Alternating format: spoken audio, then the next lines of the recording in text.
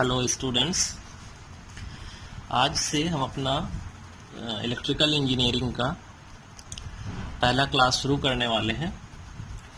तो हमारा जो पहला यूनिट है introduction to electrical power supply system, यहाँ से हम अपना क्लास शुरू करेंगे आज। तो इलेक्ट्रिक की बात करें तो इलेक्ट्रिक जो है हमारे लाइफ का जो बेसिक नीड बन चुका है।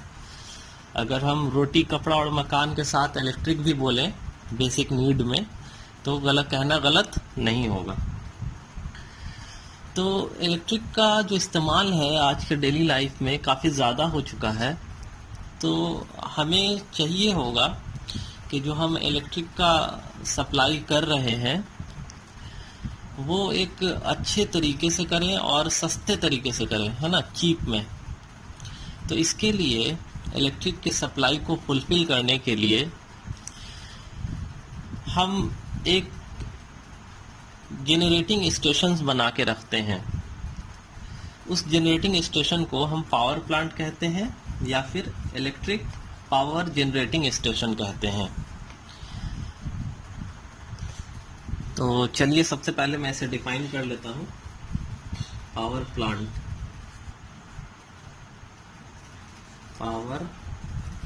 प्लांट और electric power generating station.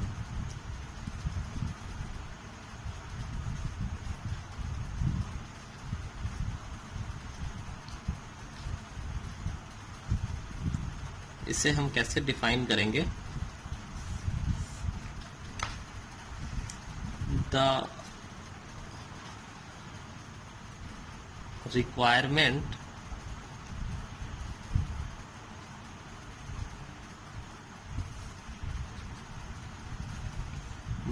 of electric power is achieved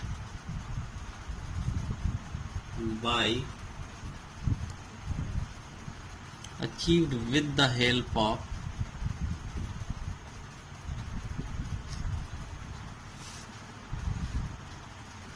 suitable power producing unit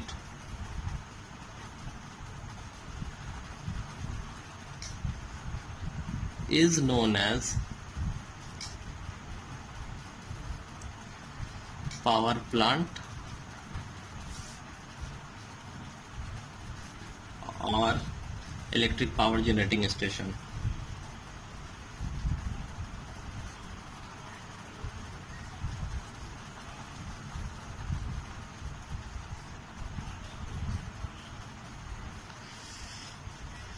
तो पावर की जो ज़रूरत है इलेक्ट्रिक पावर की, उसे फुलफिल करने के लिए एक सुटेबल पावर प्रोड्यूसिंग यूनिट बनाया जाता है जिसे हम पावर प्लांट कहते हैं या इलेक्ट्रिक पावर जनरेटिंग स्टेशन कहते हैं। अब इस जनरेटिंग स्टेशन से जो पावर प्रोड्यूस हुआ है उसे कंज्यूमर तक पहुंचाने के लिए एक बहुत बड़े नेटवर्क का इस्तेमाल किया जाता है। तो उस नेटवर्क के बारे में हम आगे पढ़ेंगे। उस नेटवर्क को फर्दर हम दो भाग में डिवाइड करते हैं। द लार्ज नेटवर्क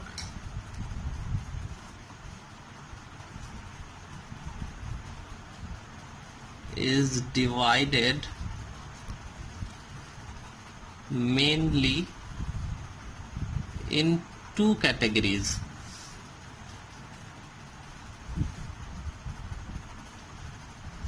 एक होगा आपका ट्रांसमिशन लाइन,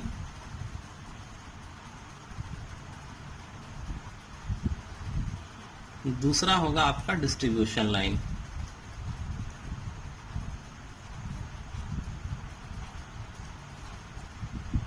ट्रांसमिशन मीन्स कि जो पावर जनरेट हुआ पावर स्टेशन से उसे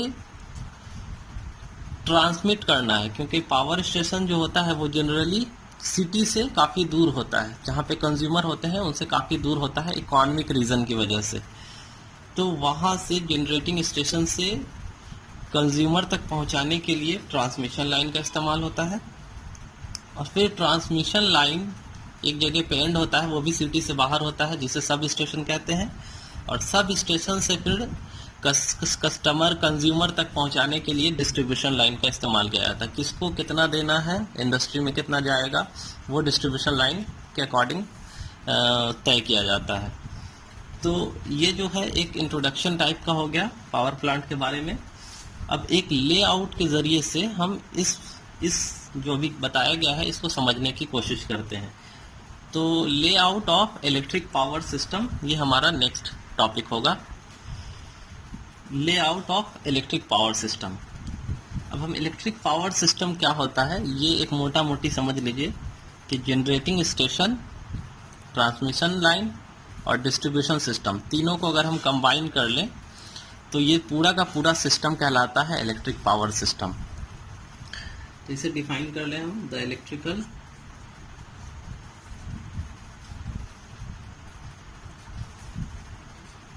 system, the electrical system consisting of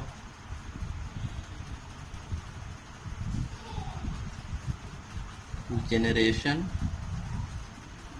जहाँ से बिजली प्रोड्यूस हुई, ट्रांसमिशन भेज दिया गया, एंड डिस्ट्रीब्यूशन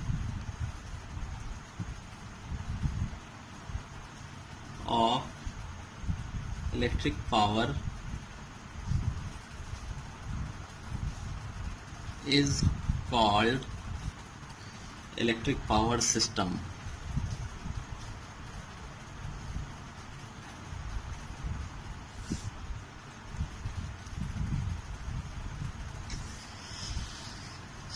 ये तीनों मिलकर के आपका इलेक्ट्रिक पावर सिस्टम बनाता है।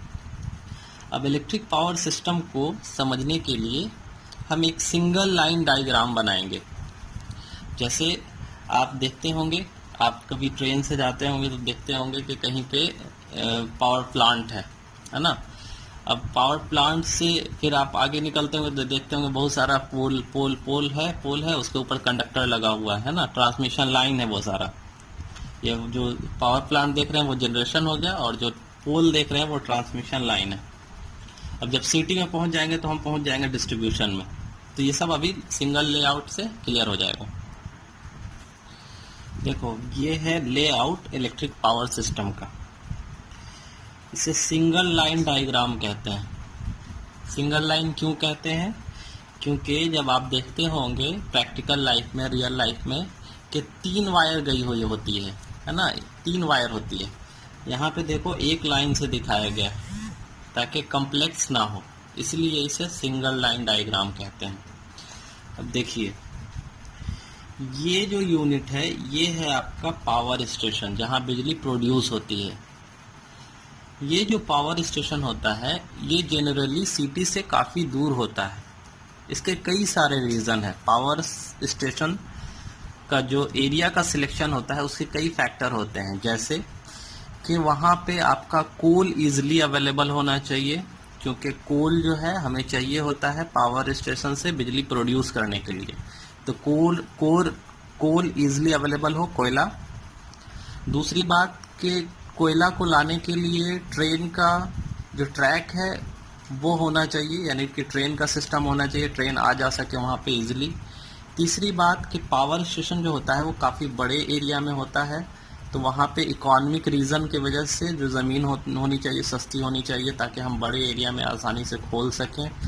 चौथी बात कि पावर स्टेशन से बिजली पावर को जनरेट करने के लिए हमें पानी की भी ज़रूरत पड़ती है ना। कोयला वहाँ पे जलता है तो हीट जो प्रोड्यूस होता है उसमें हमें पानी की भी ज़रूरत पड़ती है, तो पानी भी ईजिली अवेलेबल होना चाहिए, यानी आसपास में नदी होनी चाहिए। तो ये सारे फैक्टर हैं, और भी कई फैक्टर हैं। तो ये मेन फैक्टर्स हैं जो मैंने बताए। तो इन फैक्टर्स को ध्यान में रखते हुए हम जो है कहीं पे पावर स्टेशन खोलते हैं। तो पावर स्टेशन जनरली शहर से बाहर होता है। जैसे हमारे केस में, हम पटना में रहते हैं, तो हमारे केस में जो बिजली आती है वो बाढ़ से आती है। बाढ़ में देखो पास में नदी भी है ना, वहाँ पे ट्रेन का भी फैसिलिटी है, जगह भी सस्ती है कंपैरिजन पटना के कंपैरिजन में, है ना। तो ये सारे फैक्टर्स हैं। तो बाढ़ से अब बिजली चली, अब पहुंचती है। देखो एक बात और यहाँ पे कि पावर स्टेशन पे जो हम बिजली का प्रोडक्शन करते हैं वो जनरली 11 केवी का करते हैं। 11 केवी या 25 केवी जो भी करते हैं लो वोल्टेज पे करते हैं, इकोनॉमिक को देखते हुए, है ना, सस्ता पड़ता है हमें लो वोल्टेज का। अब लो वोल्टेज पे जनरेट करने के बाद जब हम इसे दूर भेजते हैं, यानी कि बाढ़ से अगर पटना हम भेज रहे हैं, तो लॉन्ग डिस्टेंस पे भेजने के लिए हमें वोल्टेज जो है ना वो हाई करना होता है। जैसे ये 11 केवी पे जनरेट हुआ है तो इसे हाई वोल्टेज किया गया ट्रांसफार्मर लगा के 220 किलो वोल्ट पे।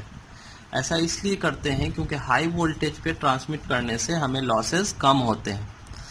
तो लॉसेस को रिड्यूस करने के लिए हम इसे स्टेप अप कर देते हैं, ट्रांसफार्मर लगा के स्टेप अप करते हैं, इसके वोल्टेज लेवल को इंक्रीज करते हैं।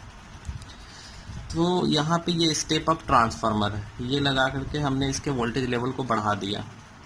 अब ये चला यहाँ से, ये ट्रांसमिशन लाइन है यानी कि वोल्टेज को कैरी कर रहा है। अब ये लेके पहुंचता है ट्रांसमिशन सब स्टेशन पे। अब ये पहुंच गया सब स्टेशन। सब स्टेशन जो है हर सिटी में एक एक होता है, मीन्स कि ये जो है रिसीव करेगा, ट्रांसमिशन लाइन से वोल्टेज को रिसीव करेगा। अगर जैसे पटना की बात करूं तो पटना में भी एक सब स्टेशन होगा, ट्रांसमिशन सब स्टेशन। अब ये जो है यहाँ से पावर को रिसीव कर लेगा। रिसीव करने के बाद अलग अलग एरिया में, जैसे फुलवारी, खगौल, चिटकोहरा, सब जगह अलग अलग एरिया में ये डिस्ट्रीब्यूट करेगा अपने अकॉर्डिंग, है ना। यहाँ से अलग अलग लाइन निकल के जाएगी। तो जैसे मैं फुलवारी में रहता हूँ तो मेरे लिए मेरा जो सब स्टेशन है, डिस्ट्रीब्यूशन का सब स्टेशन, वो खगौल में है। तो यहाँ से ये जो है, ये एरिया जो है पटना का, ये आई गेस के जक्कनपुर ग्रिड में है, रेलवे स्टेशन के उस तरफ। ये जो एरिया है ये भी आउट सिटी में होता है, सिटी से बाहर। ऐसा नहीं कि जहाँ पे कंजेस्टेड एरिया वहाँ पे हम इसको रखेंगे, नहीं, ये भी सिटी से बाहर होता है। और यहाँ से हर जगह के लिए, अलग अलग एरिया के लिए जो है डिस्ट्रीब्यूट होगा अलग अलग। तो जैसे यहाँ से फिर डिस्ट्रीब्यूशन स्टेशन में आएगा। जैसे मैं फुलवारी में रहता हूँ तो मेरे एरिया की तरफ आया, यहाँ पे एक ग्रिड होगा, जो ग्रिड जो है यहाँ से अलग अलग एरिया में, यानी कि छोटे छोटे कंज्यूमर्स को फिर सप्लाई करेगा। तो ये स्टेशन से खगौल, और खगौल से फिर मेरे घर पे, ये घर पे, है ना। तो ट्रांसमिशन स्टेशन और डिस्ट्रीब्यूशन स्टेशन, उन दोनों के बीच का जो केबल होता है उसे हम कहते हैं फीडर। और फिर डिस्ट्रीब्यूशन स्टेशन से जो डिस्ट्रीब्यूटर, ये वायर निकल रहा है, इसे हम कहेंगे डिस्ट्रीब्यूटर। और हमारे घर के पास जो ट्रांसफार्मर लगा होता है और ट्रांसफार्मर से निकल के हमारे घर तक जो वायर आ रहा है उसे हम कहेंगे सर्विस मेन्स। तो ये एक सिंगल लाइन डायग्राम है। इसी को हम आगे फिर और जूम करके पढ़ेंगे, क्योंकि इसमें बहुत सारी चीज़ें, जो बेसिक चीज़ें हैं वही बताई गई हैं। पावर स्टेशन, ट्रांसमिशन, डिस्ट्रीब्यूशन, ये तीन ही चीज़ यहाँ पे बताया गया है। इसके अलावा भी इस लाइन में और भी बहुत सारी चीज़ें होते हैं, जैसे प्रोटेक्शन के लिए स्विच गियर भी लगे होते हैं, सेफ्टी के लिए कई सारे इक्विपमेंट लगे होते हैं, तो वो सारा यहाँ पे नहीं दिखाया गया है। तो ये सिंगल लाइन डायग्राम है। आगे फिर हम पढ़ेंगे, अगला टॉपिक होगा आपका इलेक्ट्रिक सप्लाई सिस्टम। तो मैं हेडिंग बना लेता हूँ, इलेक्ट्रिक सप्लाई सिस्टम। सप्लाई करना मीन्स के पहुंचाना, है ना। और तो किसको पहुंचाएंगे हम, तो इलेक्ट्रिक को। तो इलेक्ट्रिक सप्लाई सिस्टम को अगर हमको डिफाइन करना होगा तो इलेक्ट्रिक सप्लाई सिस्टम कहेंगे हम कि इलेक्ट्रिक को जनरेटिंग स्टेशन से कंज्यूमर एंड तक पहुंचाना, ये कहलाएगा इलेक्ट्रिक सप्लाई सिस्टम। अब इसमें मेनली दो यूनिट होंगे, एक होगा आपका ट्रांसमिशन, दूसरा होगा डिस्ट्रीब्यूशन। तो सबसे पहले मैं इसे डिफाइन कर लेता हूं, the conveyance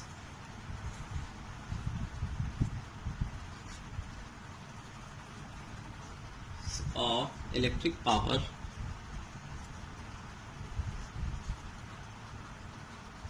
from a power station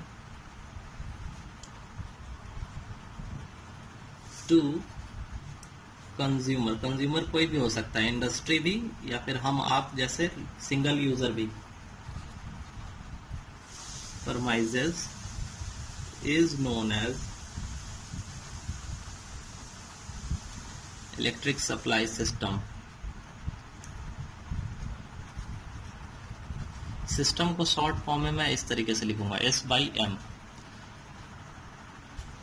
तो इलेक्ट्रिक पावर को जनरेटिंग स्टेशन से कंज्यूमर एंड तक पहुंचाना, ये कहलाएगा इलेक्ट्रिक सप्लाई सिस्टम। अब इसके जो मेन कंपोनेंट होते हैं वो दो होते हैं। एक होगा आपका डीसी और एसी सिस्टम, डीसी या फिर एसी सिस्टम, यानी डीसी भी हम ट्रांसमिट कर सकते हैं, एसी भी ट्रांसमिट कर सकते हैं। सिमिलरली डीसी भी डिस्ट्रीब्यूट कर सकते हैं, एसी भी डिस्ट्रीब्यूट कर सकते हैं। तो एक पार्ट हो गया आपका डीसी और एसी सिस्टम। दूसरा है आपका ओवरहेड और अंडरग्राउंड।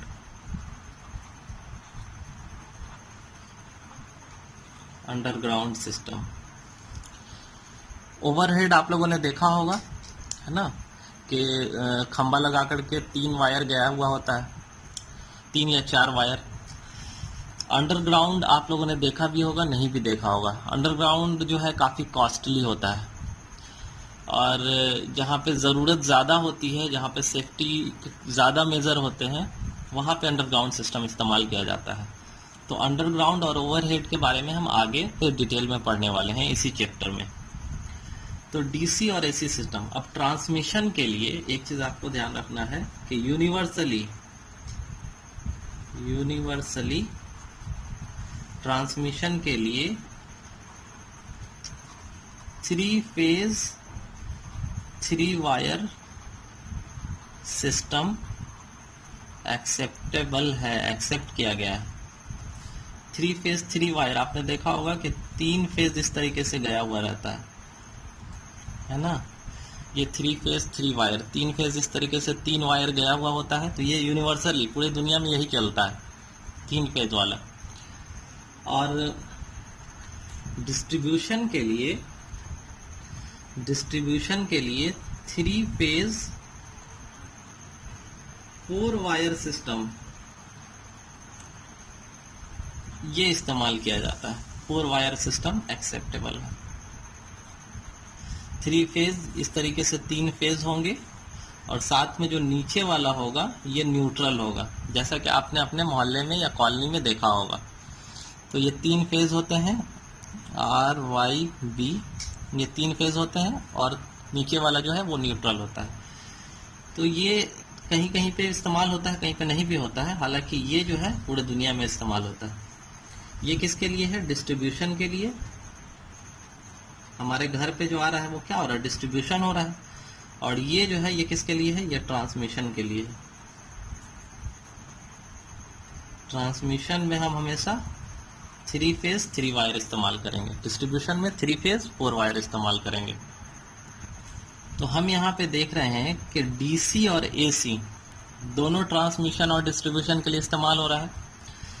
तो हम जो है एसी सिस्टम और डीसी सिस्टम दोनों का ट्रांसमिशन और डिस्ट्रीब्यूशन पढ़ना चाहेंगे, लेकिन हमारे सिलेबस में डीसी का ट्रांसमिशन नहीं पढ़ना है। तो एसी का ट्रांसमिशन और डिस्ट्रीब्यूशन दोनों पढ़ेंगे, डीसी का सिर्फ हम डिस्ट्रीब्यूशन पढ़ेंगे और ओवरहेड और अंडरग्राउंड दोनों पढ़ लेंगे।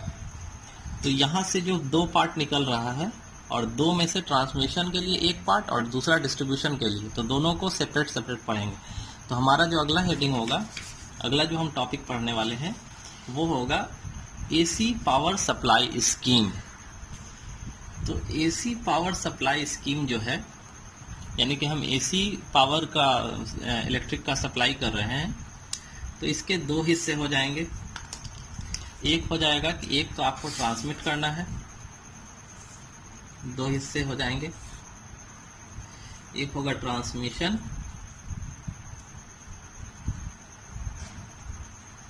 और एक दूसरा करेंगे आप डिस्ट्रीब्यूशन।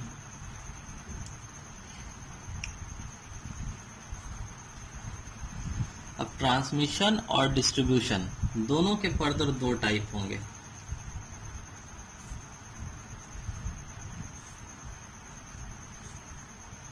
एक होगा आपका primary distribution, primary transmission, sorry,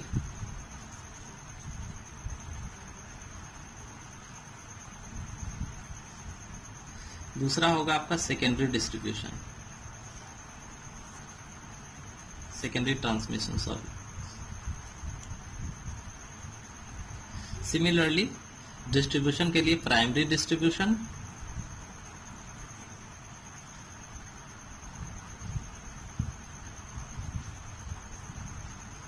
और एक होगा आपका सेकेंडरी डिस्ट्रीब्यूशन।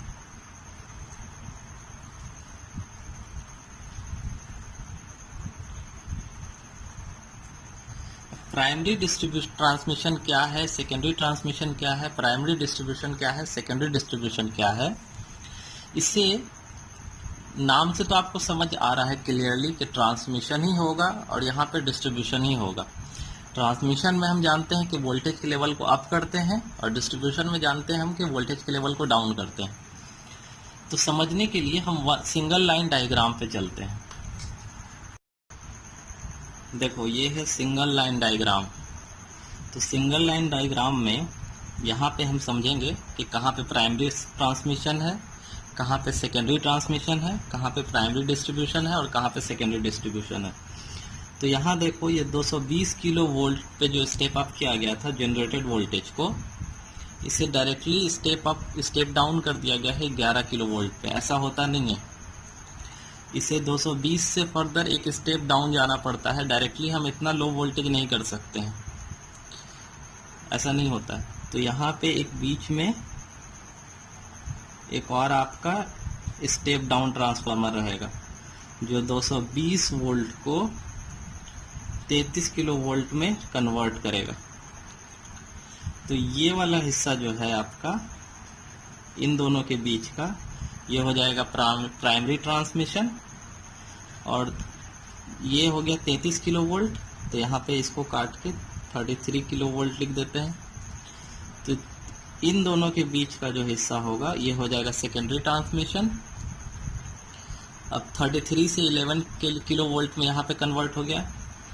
इन दोनों के बीच का जो हिस्सा होगा ये होगा प्राइमरी डिस्ट्रीब्यूशन और यहाँ से जो ये हिस्सा जा रहा है ये होगा आपका सेकेंडरी डिस्ट्रीब्यूशन। बीच में जगह जगह पे सब स्टेशन होंगे जहाँ पे ट्रांसफार्मर रखा रहता है और कई सारे इंस्ट्रूमेंट रखे होते हैं, तो वो सब स्टेशन क्रिएट होगा। तो इसे हम सिंगल लाइन डायग्राम में कुछ इस तरीके से दिखाएंगे। देखो ये जनरेटेड वोल्टेज है 11 किलो वोल्ट, इसे मैंने स्टेप अप किया, स्टेप अप करके 130 किलो वोल्ट पे किया है। यहाँ पे 130 किलो वोल्ट दिखाया है, 220 नहीं दिखाया है। 130 किलो वोल्ट में कन्वर्ट किया। अब यहाँ से ट्रांसमिट कर दिया हाई वोल्टेज, जितना दूर है अपना गया। फिर जहाँ पे जब हम अब हम रिसीविंग एंड पे पहुँच चुके हैं, रिसीविंग एंड पे पहुँचने वाले हैं, तो उससे पहले इसे स्टेप डाउन किया, 132 से 33 किलो वोल्ट में कन्वर्ट किया।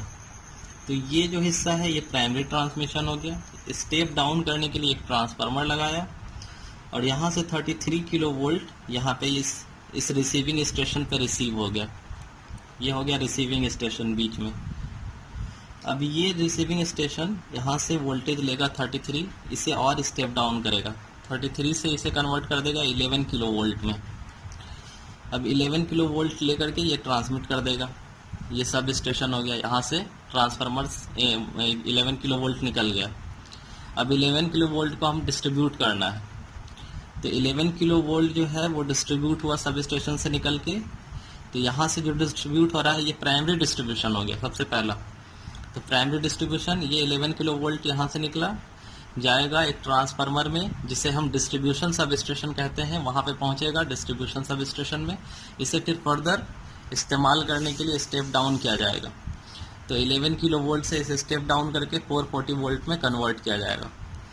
440 वोल्ट यही वो वोल्टेज लेवल है जो हमारे घर के पास लगा होता है।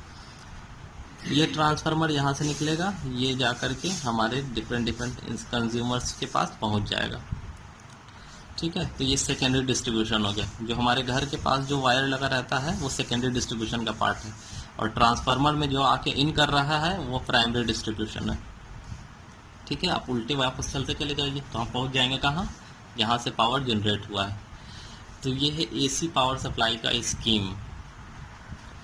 अब हम पहले देखते होंगे कि हमारे घरों पे लाइट जो है वो बहुत ज़्यादा डिस्टर्ब होता था, और अभी जो है 22-23 घंटे लाइट रहता ही है लगभग। तो इसके लिए हमारे सिस्टम में कुछ चेंजेस किए गए हैं। तो उस चेंजेस में से एक चेंजेस हम पढ़ेंगे, इंटरकनेक्टेड ऑफ ग्रिड सिस्टम। तो इंटरकनेक्टेड ग्रिड सिस्टम क्या है, पहले मैं हेडिंग बना लेता हूँ। Interconnected grid system. Interconnected grid system क्या है कि जितने भी पावर स्टेशन है, जनरेटिंग पावर स्टेशन, उन सबको पैरेलल में कनेक्ट किया जाता है। जैसे हमारे बिहार में है, एक तो बाढ़ का हो गया, एक औरंगाबाद में है। तो इन सब के जो इन सब को आपस में, इन सब पावर स्टेशन को आपस में पैरेलल में हम कनेक्ट करते हैं, ताकि जो है उसके बहुत सारे एडवांटेजेस हैं, वो एडवांटेजेस हम देखेंगे। तो डिफरेंट पावर स्टेशंस को आपस में पैरेलल कनेक्ट करना, ये कहलाता है इंटरकनेक्टेड ग्रिड सिस्टम। तो ये हो गया आपका डेफिनेशन इंटरकनेक्टेड ग्रिड सिस्टम का। अब इंटरकनेक्टेड ग्रिड सिस्टम हम करते क्यों हैं, इसके फ़ायदे क्या है? तो सबसे पहला फ़ायदा जो है वो ये है, exchange off peak loads. Peak loads, हालांकि इंटरकनेक्शन करने में खर्च जो है वो काफ़ी आता है, लेकिन फिर भी अब हम करते हैं क्योंकि फ़ायदा बहुत है इससे।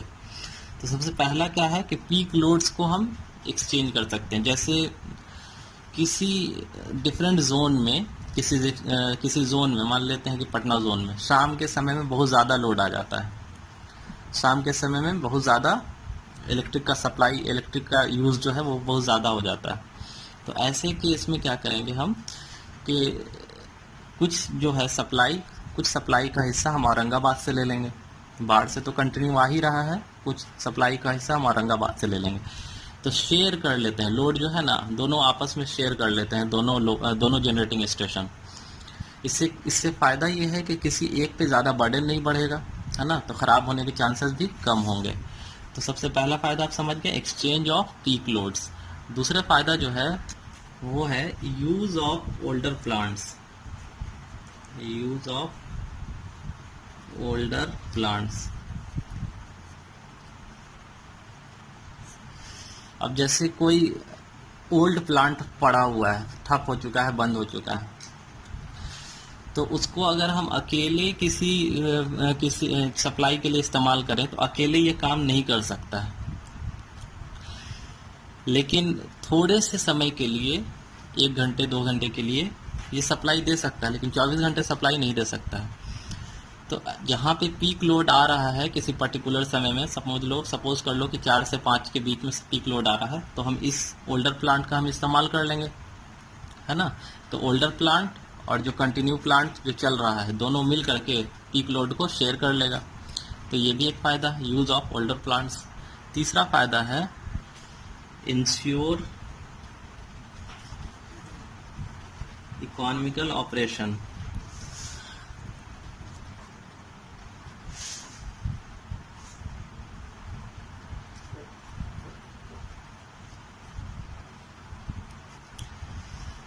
इस पॉइंट में क्या है कि जैसे 2-3 लोड कनेक्टेड है, अब 2-3 लोड में से कोई एक 2-3 जनरेटिंग स्टेशन कनेक्टेड है, कोई एक जनरेटिंग स्टेशन जो है वो बहुत इफिशिएंट है ना, बहुत अच्छा काम करता है, और 2 जो है वो ख़राब है, मतलब इफिशिएंसी उनकी हाई नहीं है, उनको 100% इनपुट दिया जा रहा है तो वो 70% 80% ही आउटपुट दे रहे हैं। इस तरीके का है अगर, तो जो आपका बढ़िया जनरेटिंग स्टेशन है उसको हम दिन भर कनेक्ट करके रखते हैं, और जो आपका ऐसा जनरेटिंग स्टेशन है जिसका एफिशिएंसी लो है उसको हम क्या करते हैं, पीक लोड के टाइम में सिर्फ कनेक्ट करते हैं। तो ये भी एक फ़ायदा है ना। तो उससे होता क्या है कि आपका जो इकॉनमी है ऑब्वियस सी बात है कि एफिशिएंसी बढ़ रहा है तो आपका इकोनॉमी कम होगा, है ना, बढ़िया ऑपरेशन होगा। चौथा जो फायदा है वो है इंक्रीज डाइवर्सिटी फैक्टर।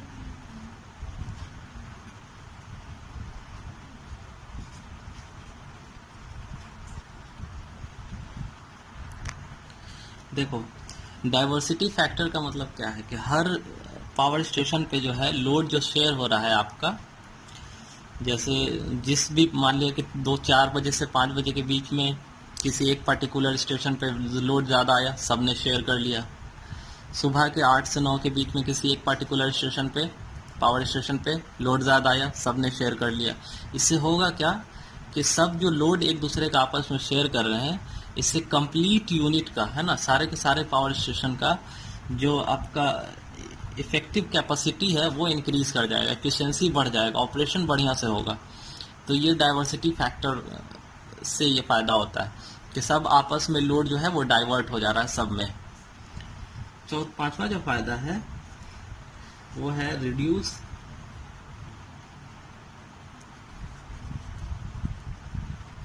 प्लांट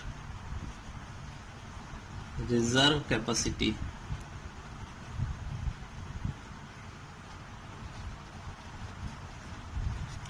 देखो, ये सबसे बड़ा फायदा है। पहले जब इंटरकनेक्शन हम नहीं करते थे तो हर पावर प्लांट के लिए एक बैकअप हमें रखना होता था, है ना। जैसे मान लिया कि ये पावर प्लांट अभी इसमें कोई फॉल्ट आ गया तो ये वाला पावर प्लांट इसके बैकअप में रहेगा, इसका कनेक्शन हम इससे कर देंगे और लोड जो है वो मेरा सप्लाई जो है वो मेरा कंटिन्यूअसली होता रहेगा। अब इंटरकनेक्शन सिस्टम आ गया है जिसकी वजह से सारा जनरेटिंग स्टेशन तो आपस में कनेक्टेड है, तो बैकअप के लिए हमें कोई टेंशन नहीं रहता, झमेला नहीं रहता। तो रिड्यूस प्लांट रिजर्व जो रखना रहता था प्लांट को, वो हम अब नहीं रखते हैं, तो इससे बहुत ज़्यादा फायदा है। तो कुछ ये फ़ायदा है इंटरकनेक्टेड ग्रिड सिस्टम का। अगले लेक्चर में जब हम मिलेंगे, आज के लिए इतना ही रखेंगे, अगले लेक्चर में जब हम मिलेंगे तो हम पढ़ेंगे एसी और डीसी ट्रांसमिशन का कंपैरिजन।